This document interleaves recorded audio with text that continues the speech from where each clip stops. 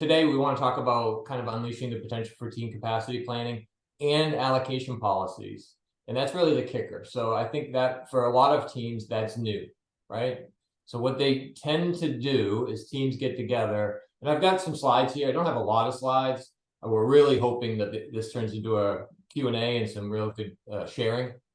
And I want to share and layer in some stories from teams I've worked with, things I've observed, that type of thing. So hopefully it'll be a little less focused on the actual slides. But just want to set the scene. If you're not familiar with capacity planning, I think this is a hot topic. I know it is because I've seen a lot of people signing up for this, right? We've got a lot of folks on the call, a lot of people interested in this. A lot of teams out there struggle with this.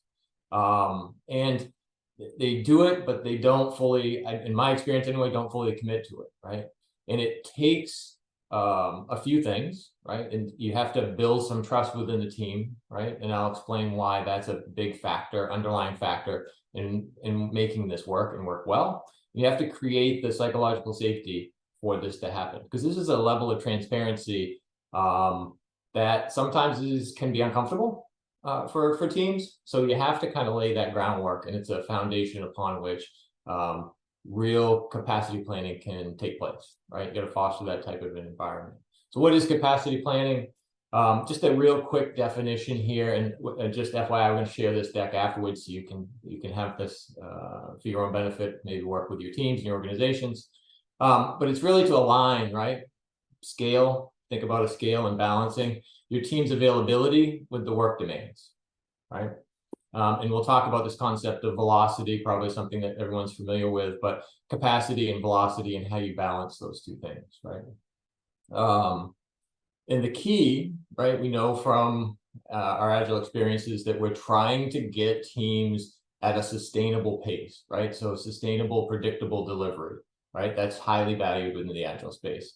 So we don't want folks sprinting to exhaustion, right? We want marathon teams, marathon runners, things that folks who can get a pace and stay with it for a long period of time, right? Fundamental balance goal, is around balancing the team's capabilities with the product and the application. So think about it from if you're aligned to a product, right? You've got the product's needs, and you also have the capabilities of the team. You want to balance those things out, right? Key considerations. I won't go through every single one of these, but just suffice it to say that in order for you to find that balance, right, strike that balance, and why you're doing this, why you're doing capacity planning, is that all of these things need to be transparent in order for this to be successful. So when we think about balancing the work items, right, and capacity, we need to make sure that we're accounting for everything, right? And again, that's where I kind of referred to this idea of making sure that you're creating the psychological safety and for this level of transparency, because we really want to know, right, what everybody's working on. And we all know from working with teams, you always have one or two, what I call, quote, heroes, right, who are working on items that maybe aren't represented on the Kanban board for the team, right? Whether it's a production fix, doing some research, you need to account in order to weigh those balances out, right? The scales of what your capacity is and all the work items. So you have to, again, have everything represented on the Kanban board from a work perspective, right? All the stories that they might be working on, any research that you're doing, production fixes. It could be, tech debt type work, really everything, right? If they're out for a day, if they're out for a half a day, if they're out because they're not 100% allocated, right, to that team. Maybe they are in general, but on that particular iteration, they are on loan to somebody else, or they're helping another team, right? You need to have that represented. Now, again, sometimes folks feel there's a feeling of micromanagement. That is not, right? That is not the intent. That is not the purpose here. What we're trying to do is to be able to give the team all the information that they need to be able to self-manage themselves in their work. And you can't do that, right, if all the work is not there, right, or being represented on the Kanban board from a work effort perspective, or if you're not really truly accounting for the capacity, right? So you can't balance those scales, right? Hopefully that makes sense. So if you can strike that balance, right? You're going to find some of these desired outcomes around utilization, not overburdening teams, but finding that optimal, right, utilization for the team and for the individuals. And some of the expected benefits, right? You do see better morale, right, in the teams that who are grappling with this, right, and finding themselves maybe overburdened, right? And someone mentioned they struggle with this idea of capacity allocations, right, and having a policy. I think it's important to understand and the team to understand what a capacity allocation policy is, and not just go through the capacity planning process where they say, everyone gets together before the sprint or iteration, says, I'm going to be out for vacation. Okay, well, we're going to take some points off. And then we've done capacity planning. There's much more to it than that, right? So again, hopefully we'll talk a little bit more about that and people can share some stories. All right. So key things to think about with capacity planning, you need to account for everything. Okay, need to account for everything on both sides of that scale in order for it to balance out correctly, and for your team to be able to learn and manage and self-manage themselves. So velocity is a key component of this, right? So when we start to talk about what is our capacity as a team, you need to understand how that balances with velocity. So just real quick, how we define velocity is important. So there's a reference slide. This may be familiar for folks. But if not, this is a great reference for you. Velocity, the concept of velocity, if you're using story points as a team, is to find an average, right? An average of what your team, right, historically has been able to do, because that historical data is a good measure for you to plan your work going into the future. So as you look forward to the next iteration, right, a 2-week period, let's call it, right?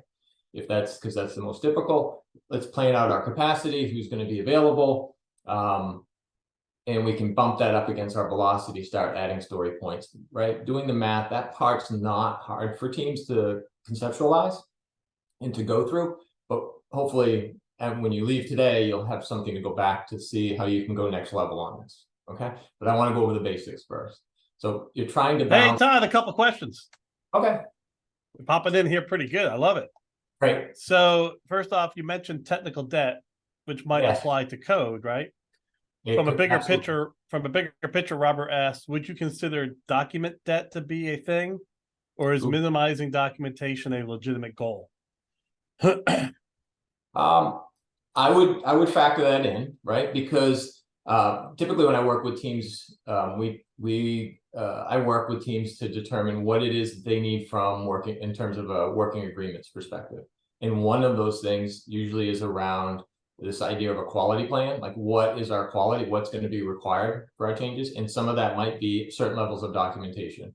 So if they are not living up to their quality standards, whether it's technical debt or documentation debt, I would put that in the same category in terms of, we want to make sure that as they're doing the work, they're accounting for that work, right? So they don't have to go back later and do some technical cleanup, or go back later and update documentation, right? Want to bake that in. That makes sense. All right, 2 more questions. Yeah. First off, a question was asked, what's the difference between WIP limits and capacity allocations? So WIP limits, they both relate to flow to a certain extent, right, for teams. And so we could dive into that a little bit deeper, but let's suffice it to say WIP limits are usually the number of work items on the board at any given point in time, or within a particular column on a Kanban board, right? In order to increase flow. The flow accelerator is to limit the amount of work in progress in order for the team to start focusing on completing or getting things done versus starting new things. So that's the basic concept of WIP limits. All right, last question. These are great questions, by the way. Yeah. How do you find the velocity when you're on Kanban and don't use story points? Yeah, there are. I don't cover it here, so unfortunately, but there are methods to, if you're not doing story points, to try and come up with what your team's, what would be the equivalent of a velocity, right? From a story point number.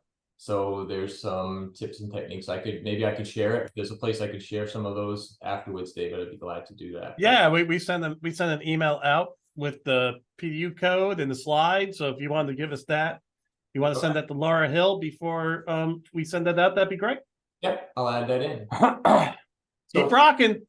Yeah, so from a velocity standpoint, pretty straightforward. Most tools, if you're using things like Jira or Rally, you're going to find that it calculates it for you, but it's really a rolling average the last 5 sprints, right? What's the average number of story points if you're using story points, right? And most teams do.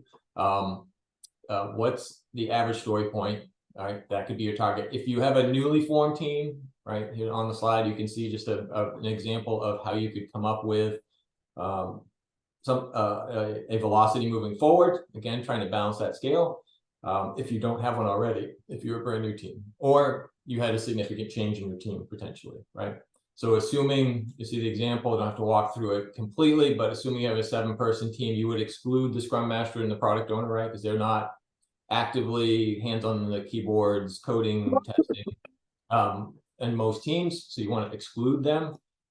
And then just you do 8 points per sprint. This is based on, or iteration, this is based on a 2-week iteration or sprint. You're going to deduct a couple of points for other meetings, other commitments. You get down to 8 points times 5, you get 40. Okay, so that would be what you might be able to start out with if you had a brand new team in terms of velocity. Again, adding those 40 points to one side of the scale, then trying to figure out your capacity on the other side of the scale. So hopefully that makes some sense. One important thing that I always want to stress with my teams and product owners, and especially stakeholders, is this is an average, right?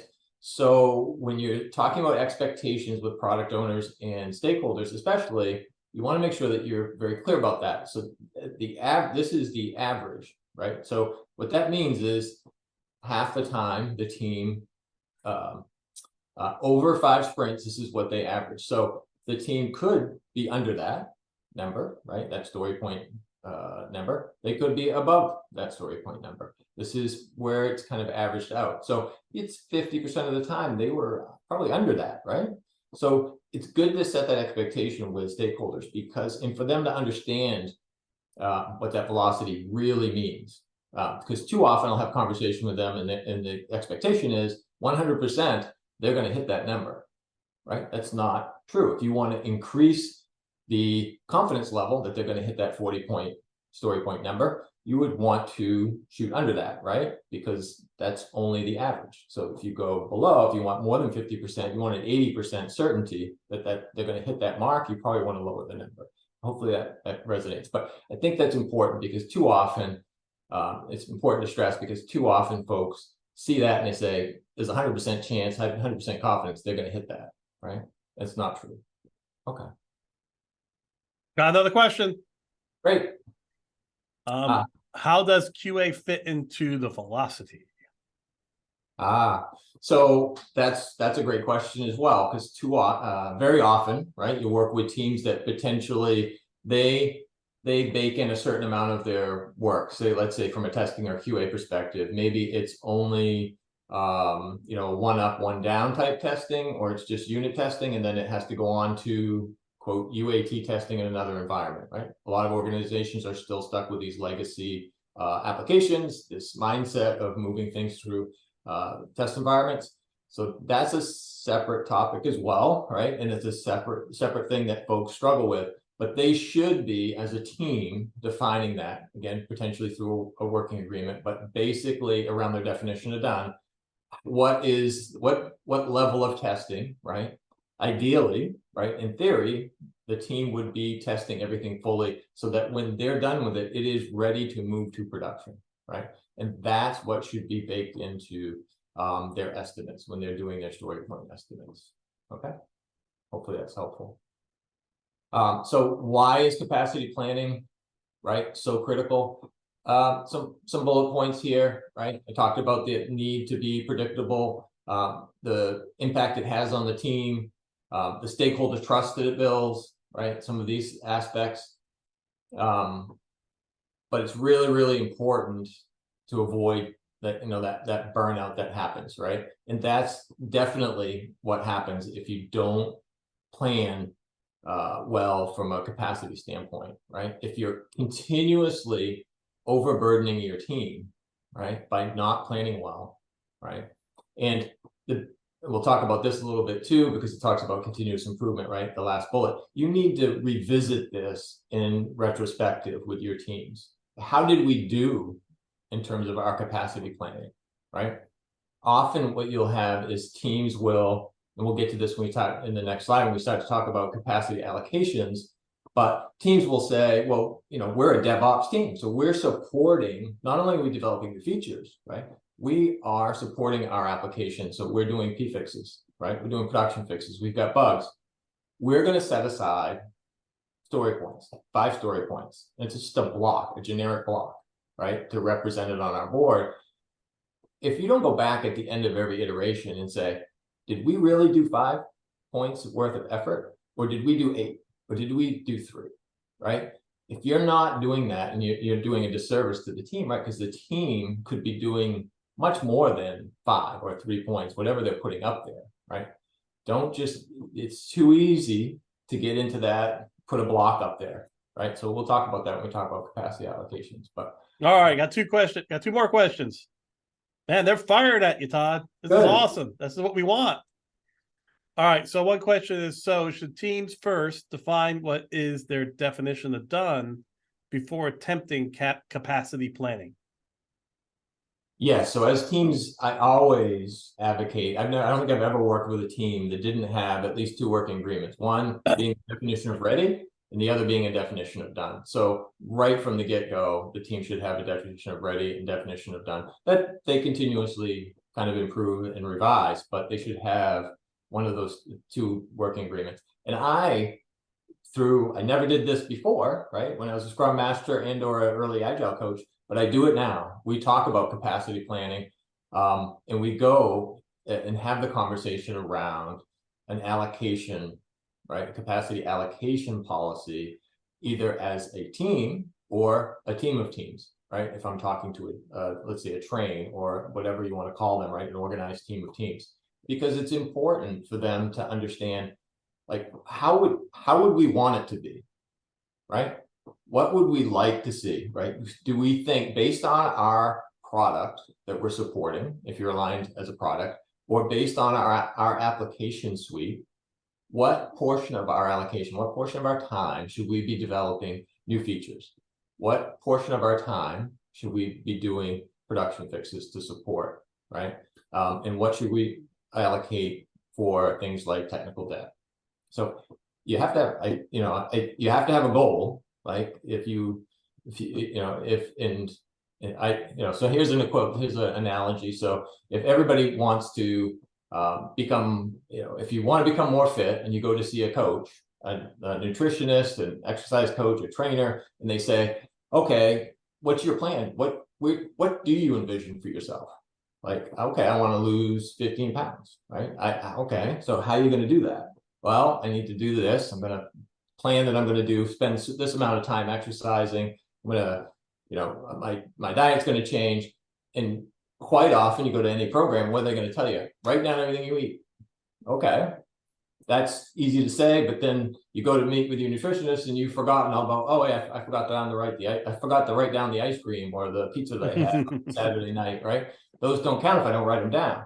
Well, same kind of an idea. It's got to be on the board, right? How are you going to plan? How are you going to learn? How are you going to measure? How are you going to make decisions if you don't kind of lay that all out? And it's a jump. So when I talk with teams, again, I talk about creating that level of trust and psychological safety to be able to do that and be just totally transparent. Look, hey, I didn't reflect this. I spent time working on something outside of the team. Like, it's okay, but let's just account for it. We just need to know. All right, last question that we have so far. How does a creative team fit into the velocity of a team? A lot of their work is prerequisite for the devs, but their work is also not consistent sprint over sprint. Say the first part of that again, David. How does a creative team fit into the velocity of a team? Okay. A lot of their work is pre-requirements for the devs, but this work is also not consistent sprint over sprint. Yeah, so maybe that may be challenging, right? Like more challenging, right? I'd have to understand the team a little bit, maybe observe them and understand what they referring to when they say creative team. Maybe I'm thinking more innovation, like are they doing, you know, more yeah, I'm not really sure. So Diana says, is it a UX team? Might be a good example. Okay, that's helpful. So yeah, so that, but you would think that you would see trends over time. So yes, that may be challenging, especially at the beginning, but if the team is together, you should see some trends over time to be able to, you know, provide better estimates over time. But there's no question that would be more challenging than the norm. All right, keep it rocking. Okay. So key things around capacity planning. Make sure that your teams are representing all of the work on the Kanban board, right? And that the team members' capacity must be accurate and updated every iteration, right? Like, so every iteration, the Scrum Master or a coach should be sitting down. The team should come together before they go into sprint or iteration planning and having a conversation about capacity planning and bumping it up against the allocation policy, right? So that they're not just making some assumptions and saying, oh, it's the same every iteration. Okay. So a great question that you want to debate here as we keep going forward from Robert is possibly a rhetorical question. As expectations rise about predictability, planning, and following, and you put that in caps, following a plan, at some point, is the work simply not agile?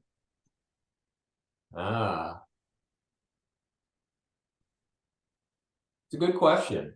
Yeah, so that gives me something to think about. I like to think no, because I see the capacity planning and the capacity allocation policy definition is being crafted from the team for the team.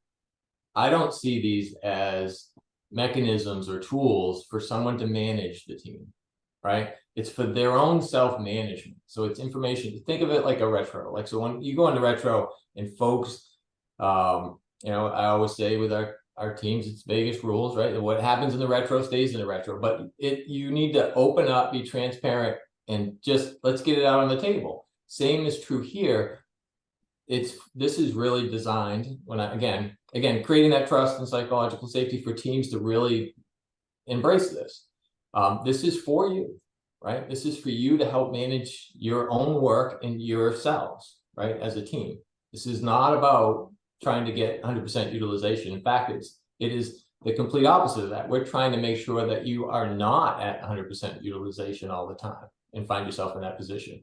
And or find yourself in a position, and now we're moving into this capacity allocation policy space, and you can see some of the content on the slide, but it's about trying to define this so that you don't find yourself in this situation where you are a feature factory, where you're spending all of your time and the pressure is getting your features out. So you're neglecting quality, right? You're racking up technical debt, or later, right, down the road, you find that your capacity allocation is being totally eaten up by production fixes and technical debt efforts because there's been neglect in the past, right? So balancing that is really the intent, and having this kind of transparent conversation with your stakeholders too, to say, look, we have a capacity allocation policy for a reason, right? We're here to support this product, right, for the long run. We're here to support these applications for the long run, not just for this next release, right? So there are investments that we need to make from an architectural runway standpoint.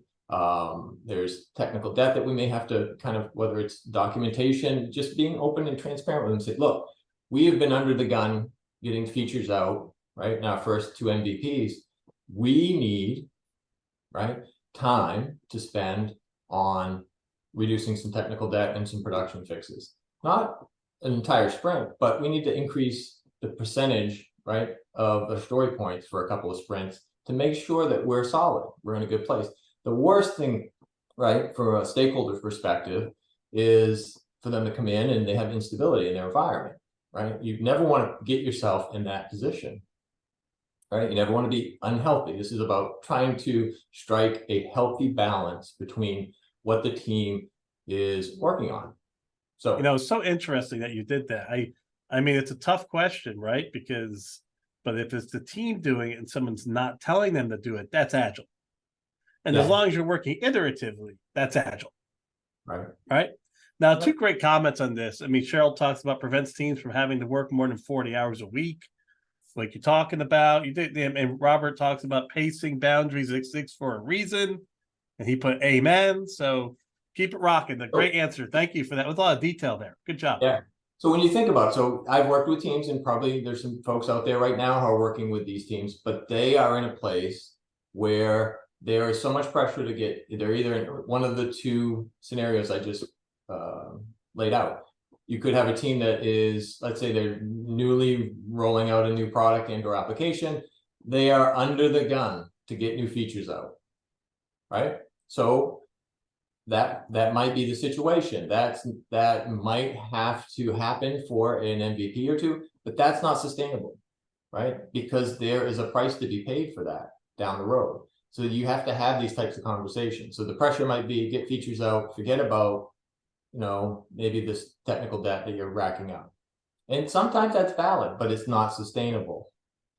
The opposite situation, I'm sure there's some teams out there right now, they are drowning in what we call the tyranny of the urgent. So they've got production fixes that are just eating up their capacity, right?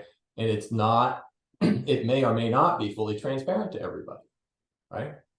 The stakeholders included. So when I've worked with teams in the past, you have to kind of make them understand that especially if they're in that second scenario, we need to be clear about what we want. And again, here on the slide, just an example of a capacity allocation, potentially kind of a split. So feature story 65%, maintenance 25%, refactoring 10%.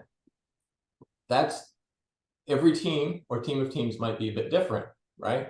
So again, if you have a brand new application, a brand new product, you might be looking to get more features out, spending less time on maintenance. If it's later in life, right, from your product perspective. So let's say, and I put a reference up there, product lifecycle and system application lifecycle. It's important you understand where your product is in its lifecycle and where your applications are that you're supporting, where they are in their lifecycle, because those might influence, right, the proportions that you're putting out there, right? If you've got a system that is up and it's clicking away, you've got a product that is pretty established in the market, it's mature, you're probably doing, you don't have the same level of pressure for new features potentially, right? So you can spend so first off, there's a thanks for that answer. Another question is, can you elaborate more on a topic of how to measure and communicate risk? I look at backlog health to measure risk. Do stories exist? Are they well formed and ready? Are they sized? So this is some of the risk questions Andy asked. So can you elaborate more on the topic of how to measure and communicate risk? I look at backlog health to do it, and there were some of the questions. Thoughts? I couldn't agree more. So backlog health is definitely something that you will want to have conversations with about your team and your stakeholders, your product owner, so they understand what is a healthy backlog. So I would layer in the capacity allocation policy into the backlog as well. So you want to be very clear about the work items. So whether they're a story that is a new feature or related to a new feature, are they production fixes? Are they technical debt type stories? And you want to categorize them as such.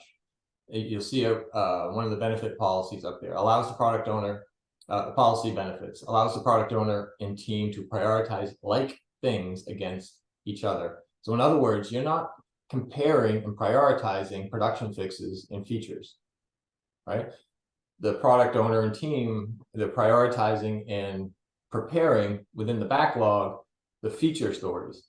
They also have a separate filter, if you will, right? If you're thinking about it from a Jira perspective or Rally, that says, here are all our production fixes and here are all our technical debt items, right?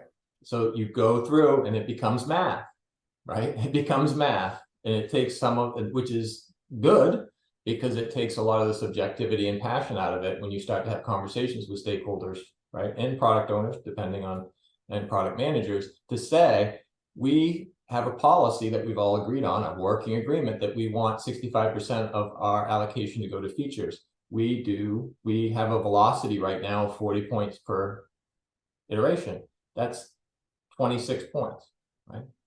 So that's the target. We go through the backlog, our healthy backlog. We've got good product backlog health.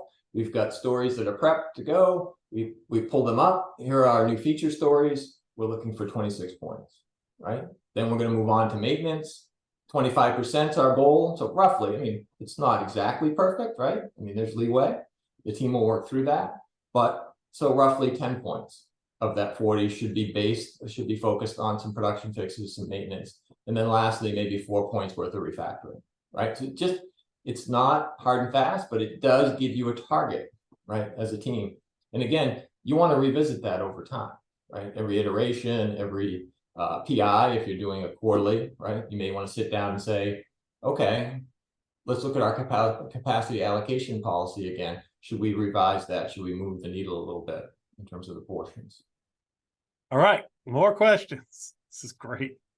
Are you considering client request fixes and bugs as feature allocation, maintenance, or refactoring? Good question. So I would somewhat say it depends. It usually would fall in the maintenance perspective. Like, I think of bugs, you'd have to see them. You'd have to be a conversation with the team and the product owner, right? In terms of what exactly falls in which bucket. If it's a brand new feature, definitely that would fall in the features, right? Refactoring is more typically a little bit more technical in nature. Maybe it's, it could be, there's a few different examples of that, but it could be as simple as some of the documentation that was referenced earlier, right? In terms of in the code, or maybe even some of the testing documentation around unit testing. If it's not all automated and doing it itself, you have to go back in and make sure that that's done. Again, there's trade-offs. Again, often you'll see brand new applications. Again, pressures on features. Some of this other stuff slides a little bit. Everybody's been in that position before, but it's not, it has to be acknowledged. Like, you have to call it out, right? So people understand that that's the decision that they're making, right? Okay. All right, and I think we talked about this a bit, but I think it's interesting to reiterate. For Kanban to have velocity, I assume you have to use Scrum Band framework. So, okay, great question there, right? Because this is kind of there's some built-in assumptions here that the team is using some story points, right? When I'm talking about velocity in terms of balancing it out. And again, there are other ways, right? For Kanban teams that don't use story points to, I guess, fill up the other side of the scale. And I'll try to share some of those. But yeah, in this instance, you would be capturing story point values.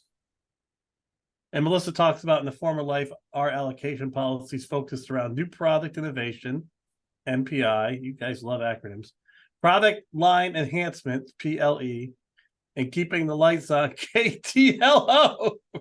Yeah, I've heard lights on teams many times, worked with them. Refactoring. Yeah, these are typical. So these are those great examples. So thank you, Melissa, for sharing that. But yeah, those are good examples, right? And KTLO. Come on, is that actually real people? I love Melissa. That's the best. Is that keeping the lights on? Keep the lights on. That's pretty good. It makes sense, right? Yep. The Australian, the New Zealanders call that BAU, business as usual. Business as usual is another term you hear quite often. Yep. Yep. I love it. All right, keep going, brother. Okay. So again, you want to make sure that you put yourself, or you put your product owner and teams in a position where they have like items that they're prioritizing again, right? So because you don't want to, you want to make sure that they're not prioritizing all stories. Not all stories are alike, right? So let's call them out. Let's call them what they are, and categorize them so it's helpful. And then you want to make sure that you're filling up each slice of that capacity allocation. Okay. All right.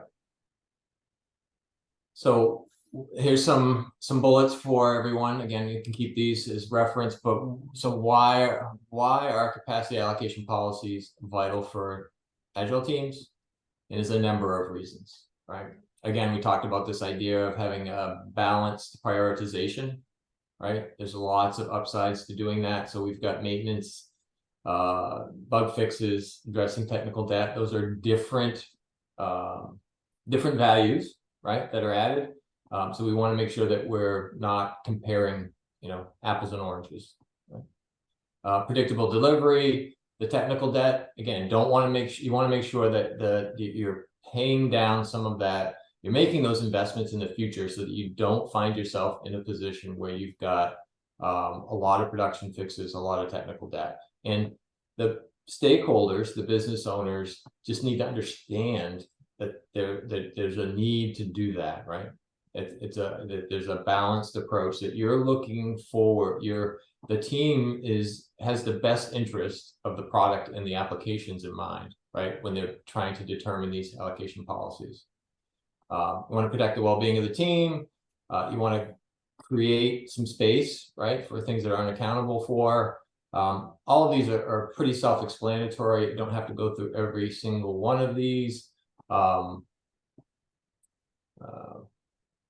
Just seeing if there's any other questions relative to why capacity allocation no questions at this point are so important. And it's pretty, again, nothing here is like truly groundbreaking, but for a lot of teams, they don't think about this idea of capacity allocation policy and defining one in terms of a working agreement.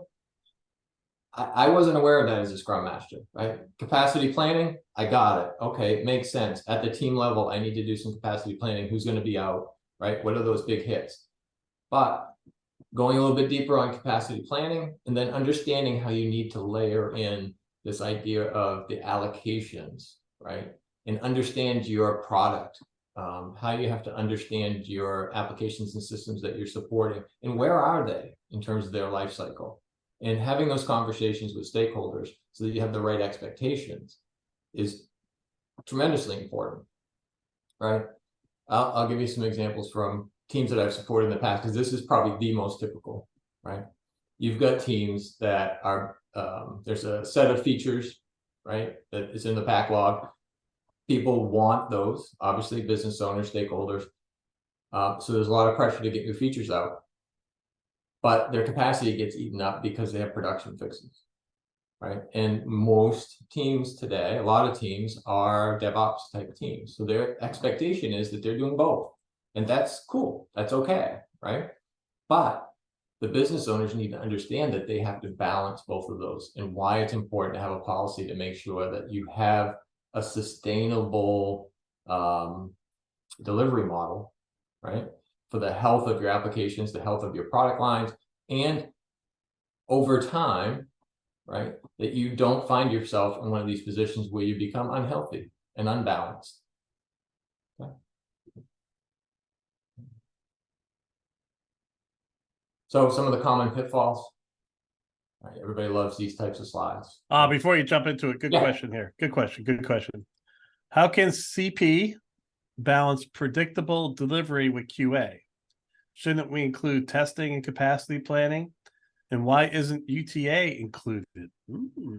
Again, I love the acronyms, baby. Yeah. So why isn't user acceptance testing included? Well, ideally it should, right? So teams should, again, and I understand that a lot of organizations aren't there yet, right? A lot of teams maybe aren't in a place where they are able to, at the end of their iteration, have something that's a shippable product, right? That can go to production. Now, I've worked with teams in the past that are cloud-based. Their technology supports, right, the ability to move things to production pretty rapidly. I've also worked with a lot of teams that are confined, I would call it, or limited by some older legacy technology stacks, which require them to move through test environments, levels of test environments before they can get to production. And in those scenarios, right, they have their definition of done may only involve a limited amount of testing, and then it moves on to someone else, right? It moves into a new test environment, and there's a second level of testing before it moves to production. So it's done for them, but not done ready to move to production. So ideally, when you do the estimates, it should bake all of that in, right? That's the theory. All right, pitfalls. Used to be a great Activision game on my Atari system, by the way. Pitfalls. It did. I love that game. We're dating ourselves, David, but we are. I remember Pitfall. So, what do we, this idea of this overcommitment, right? So you're not going to have a sustainable pace. That's a trap you're going to fall into if you don't do capacity planning, if you don't have a good documented set of guidelines, a working agreement around capacity allocations. Ignoring non-feature work, easy to do, right? You get lots of praise. Everyone loves new features. So if you get new features out, people are happy. And but those bug fixes, man, they add up. And then eventually, again, the scale gets tipped, and then you find yourself. Here's the skinny. How do you articulate technical debt to executives? In a lot of cases, people just don't understand it. I mean, have you found ways that you can do it such they understand the importance of that relative to your capacity planning? Everybody wants the fun stuff. Yeah. Any thoughts? You'll hear the term architectural runway referred to a lot. That's kind of a big word too. It is, and people don't really understand it. So I take it. The analogy I use sometimes is sometimes I'll bring it home in terms of your house. There's certain things you need to do to your house to make. That's a good one. That's a really good one. What else? That's something that's relatable. I'll take the spin on architectural runway and turn it immediately to an analogy of working airport, right? Where there's so much demand to get the flights out. We got to get more flights out. We got to get more flights out. If you don't, how about a circus, right? You got to constantly clean up after the animals, right? If that's infrastructure. That's dealing with technical debt, right? Right. And so again, just to finish my runway example though, is if because you talk about architectural runway, if you got potholes in your runway and you have to shut down that runway to get it fixed because you've neglected it over time, you've lost that entire runway. So you've lost it for as much time as it takes. Now you cannot get all that value out on those planes because you've got a runway that's down. I love those things. If you can invest in some of those things, your tower, your technology in your tower, if you don't invest in that, you're not going to be able to get these flights out. So there's lots of things to get people to start thinking about in terms of their investments in the future. And because people assume it just works, it's like nobody changes their oil now because cars are too complex. I mean, with IT and the systems, people just think they're there, and they're always going to be there. Right. And so Robert has some good thoughts too in chat, which are kind of cool. Sorry about that, but I thought that was an interesting thing to dig into a bit based on my experience. And I think the idea of thinking longer term. So Robert, you're spot on in terms of debt. It's like kind of cutting corners, and eventually all those corners add up, right? So, and I think it resonates with executives that I talk to anyway, especially when you start to talk about again in the agile space. A lot of times I'm working with organizations who they're reorganizing and they're becoming product centric. So then it's about the product and it's about the applications that support that product. So that product has a vision. That product has a roadmap, right? You have to have an equivalent roadmap for all the applications and systems for a long period of time. We're talking 5, 10, 15 years out into the future for that product, right, to be successful and get to that place where it's at mature and it's bringing in the bucks, right? From a business perspective, right? And at that point in time, you have to understand that those systems have to be solid, not just tomorrow you need those features, but 5 years from now, 10 years from now, those applications are going to help you bring in all of that revenue, right? They're going to support that product. So it's important to invest in those as well. So, and the best way too is if you can get those executives to spend time with some of these teams. Come to stand up, see what they're doing, see what they're working on. And not only that, have conversations with, like, say, a system architect, so that they can understand their systems. They don't have to be experts in it. They don't have to be IT guys or ladies, right? They don't have to know everything about the systems, but they have to understand the basics of what they are, how they operate, and why they're so important to the success of the product. Okay. We got about 5 minutes left, or you can go right to questions now, or continue your pitfalls. There's one more slide, so that in some of the takeaways here. Good, because you gotta cover every slide now. Come on. Yeah. Well, I just want to kind of move to that. And again, you're going to have the slides, so you'll be able to walk through all the bullet points. But again, you'll see some trends here, right? Team well-being, essential for balance, effective resource utilization, not trying to find an optimal, right? That's the key word, not full utilization, right? That's not even a goal, right? In fact, that's something that would be a red flag. That would be an anti-pattern if we are looking to try and have 100% utilization, right, for a team. That is not the goal. And the goal, again, is not to micromanage a team. The goal, so these are conversations you have to have, not just with the team, but you have to have these with the stakeholders as well. Look, the team does capacity planning. The team is coming together to talk about what they envision, right, their capacity allocation policy should be, based on their knowledge of the product and based on their knowledge of the systems, right? And again, if there's a team of teams, right, organized, then you could bring them together, right, to have probably a team of teams or a train level allocation policy, although it could be different from team to team slightly, right? So it's important to have an idea of how you believe, what you believe as a team, right? Let's document it. What do we believe? You do that for a definition of ready for your story. You do it for a definition of done for your stories, right? What's the quality level, that we are going to set as an expectation? Let's do that from a capacity standpoint too, right? What do we believe, right, that we should be spending our time on? What are the proportions?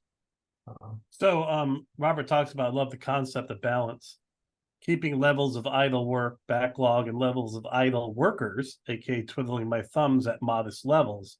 I have a buddy who is a very high-end Pardot consultant, and he's got a big project coming up. So they gave him about a week to 2 weeks just to idle, do some break fix things here and there, just to get prepared for what's going to be a very big load of work. And he greatly appreciated it. Yeah. Got a little bored, but he also appreciated it. But there's a lot of prep that you can do potentially that's going to make, when the wave hits, make that you'd be able to weather the storm quite much so better. I have one question here, and I have a question. I have another question up here from Inola. I think that's how I pronounce it. I'm sorry if I'm butchering it. How do you think generative AI will affect capacity planning? Do you think you're going to get more? My thought is you're going to get more time. The team's going to have more time to do other things. But what are your thoughts? Yeah, hopefully. I mean, someone referenced this idea of documentation, and there's a lot of progress that's been made outside of generative AI, but to automate testing and capture, like, a lot of document as you go kind of approach, right, to doing work. Yep. Hopefully the documentation is a byproduct of doing the work. That's how I always kind of talk about it with teams. So that it's not extra work, it's just kind of built in. So to the extent that you can use AI to do some of that, awesome, right? Anytime saving, right? Yeah, more thinking time, more test time. And then a question here, can CP and WIP limits change with the products a team is working on, or should CP be static?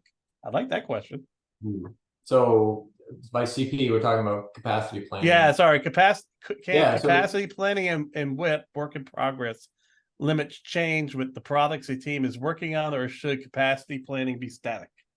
I would not recommend it be static. In fact, you see references in the slide all the time, through the content here around capacity planning in the allocations, revisit to make sure that they're valid. So I wouldn't make anything static. And it definitely could change from team to team and based on product and applications, right? So remember when I showed the 65%, right, breakdown, 25%, 10%, that was just an example. It could be quite different for teams, right? Depending on the state of your application, the maturity of your application, your product, you may not be under the gun for a lot of new features, right? So that might be lower for some teams, depending on where you are on that life cycle. Excellent, Todd. Excellent stuff. So, are you ready for questions? Yes. Or do you have anything else brilliant to tell us? No, more questions. Questions. All right. Let's hit them. Let's hit them, folks. You can chat them in. That's the best way to get them fast. Questions, comments, thoughts. There's been some great shares from people as well. I greatly appreciated that. Yeah. So, Todd, if we can switch, I'll post the conference ad again if you don't mind. Sure. I can kick you out because I guess I'm the all-powerful Oz here. You are. You did it already. You beat me to it. Yeah, I love the whole idea of balance, right? I mean, I'll use the health aspect too, right? Again, you know, I talk about using examples of houses and airports, and I used a quick analogy around, you know, health and fitness. You can neglect, you know, you can not exercise and eat whatever you want, but if, you know, depending on what your goals are, right? But there's a price to be paid, you know, in terms of health at some point. So you need to kind of balance all of that stuff. You want a healthy balance in your life, right? At work, personal, you name it, right? Like, so this concept of having a healthy balance, I think folks, it really resonates with teams when you talk about it that way, and certainly with executives as well. Like, you want a healthy system, you want healthy products, and you want healthy teams. You know, healthy teams is really critical. I mean, especially in high stress, high change environments from the leadership stuff that we talk about. So Robert says, hilarious quote, I recently heard in a webinar about passion and enthusiasm, everything in moderation, that includes moderation. Yeah, and there are times, like I mentioned, there are times when you want to go, we're consciously, right, acknowledging and choosing that we want to get a bunch of features out, right? And I think that's so great. I mean, that's such a great comment. And I think with this, you know, change exhaustion is one thing I heard at the Agile Alliance conference at the keynote. Yeah. You know, people are getting tired. So I'm hoping, and now talking about AI, I hope AI starts cutting back more and more of the busy work so that can start limiting stress but yet still increase productivity. It does. I'm hoping. It should, right? I think we're seeing lift already with the teams I've been working with, and even personally. Like, I know the partners, you know, that I partner with quite often in the Agile space, they're leaning into AI more and more, and it definitely provides a lift. All right, you can ask a human to make a baby in 9 months, but don't ask 9 humans to make a baby in 1 month. Yeah, that doesn't work. Critical factors for why the adoption of AI is the implementation of ethical AI. You know, Jeremy, there's a big challenge with that. And the real thing is it starts with us, because what we put in, especially in the open systems, it causes a lot of the issues. And you can actually talk to the AI about what it's doing and whether it's good or bad, so that it stops doing some of the bad stuff. Certainly we have our unconscious biases for sure, but if managed appropriately, there's so much work you can get done that gives you more time to think and plan and work with teams and grow skills. But any other questions as associates with capacity planning? Jeremy, great comments. Yes, thank you. And we at the top all the comments and all the questions. I'd really encourage everybody to have these conversations with your team about capacity planning, what you're doing today, how you could do it differently. Have a conversation around capacity allocation. What does the team, right? And one of my first pieces of advice I ever got in the Agile space when I became a Scrum Master was three most important questions, three words that I'll give you that you should always keep with me. This is my Scrum Mastering mentor said, whenever you're in doubt, just quote, ask the team. So sit down with your teams, talk to them about capacity planning, sit down with your teams, talk about capacity allocation policies and what they feel their capacity allocation should be as a team. Excellent. All right. Well, folks, Todd, first off, fantastic job. And I have to say, I think my shirt is more bright and pretty than your shirt, don't you think? I wonder how I wondered why. I didn't even think about why I wore this thing, and I realized it's probably screwing up people's cameras. All right, folks, we really appreciate it, Todd. You did a phenomenal job, man. Great job working the questions. Great information. Thank you so much. And everyone else, have a fantastic rest of your day. We really appreciate you. Recording and slides will be sent out. Anything else, Todd? Nope. Thank you to everybody for attending. Thanks for the questions. Reach out to me if you have more follow-ups, questions. I think David shared my LinkedIn information, but yes, I did. There we go. Talk to you later. Thank you. Awesome. Bye.